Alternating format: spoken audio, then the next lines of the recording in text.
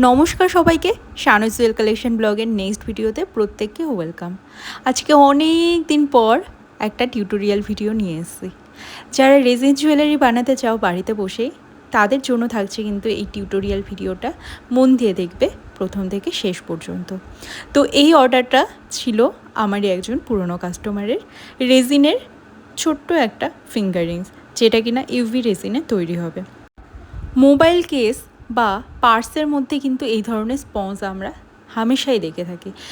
এই কিছুটা অংশ আমি এই স্পঞ্জের কেটে নিলাম এবং নিয়ে আংটিটা বসানোর মতো জায়গা তৈরি করে নিলাম।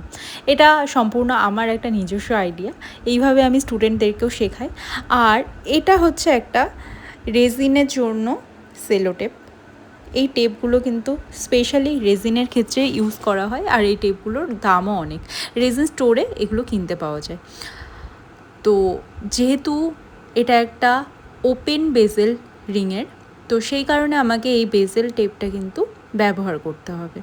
খুব সুন্দরভাবে বেজেল টেপটা আটকে নিতে হবে, না হলে পরে কিন্তু রেজিন বেরিয়ে যাবে। প্রথমে আমি কিন্তু একসাথে বা একবারে রেজিন ঢেলে কাজটা করব না। প্রথমে আমি রেজিনের লেয়ার দিয়ে নেব, first base layer. UV resin অল্প একটু নিয়ে আমি একটা টুথপিক দিয়ে কিন্তু রেজিনটার একদম বেস লেয়ারটা তৈরি করে নিলাম। 5 মিনিট পর যখন জিনিসটা প্রায় শুকিয়ে এসেছে, তখন আমি ব্যাক সাইডটাও কিন্তু একদম খুব সুন্দরভাবে, যাতে পিছন থেকে বেজেল টেপটা উঠে যায়, সেই কারণে ব্যাক সাইডেও কিন্তু এই ইউভি ল্যাম্প দিয়ে ইউভি রশ্মির মাধ্যমে কিন্তু ভালোভাবে শুকিয়ে নিতে হবে। তারপরে যখন বোঝা যাবে যে এখন টেপটা আমি তুলতে পারবো, তখন কিন্তু তুলে ফেলতে হবে এবং আমাদের বেস কিন্তু একদম রেডি, এবং সেটা অবভিয়াসলি ট্রান্সপারেন্ট। এখন আমি যদি এর উপরে কাজ করি, বেরিয়ে যাওয়ার কোনো সম্ভাবনাই থাকবে না, আর খুব সুন্দরভাবে কাজটা করতে পারবো। এই অর্ডারটা মেইনলি ফোকাস করা হয়েছে রেজিনের যে আংটিটা হবে সেখানে যেন গোলাপের পাপড়ি থাকে। তো গোলাপের পাপড়ি তো আমরা বাড়িতেই শুকিয়ে নিতে পারি, ডায়েরির পাতার মধ্যে রেখে দিয়ে। বাড়িরই গোলাপ ছিল, আর সেটা খুব একটা কালচে হয়ও না, মেরুন রেড এবং কালচে টাইপের একটা মিক্স কম্বিনেশনের একটা কালার থাকে, এবং পরলে পরে কিন্তু খুব সুন্দর লাগে। আমি একদম হাত দিয়ে ছোট ছোট টুকরো করে নিচ্ছি। কাঁচির ব্যবহার আমি করে নিই, কারণ কাঁচি ব্যবহার করলে লম্বা লম্বা হয় পাপড়িগুলো।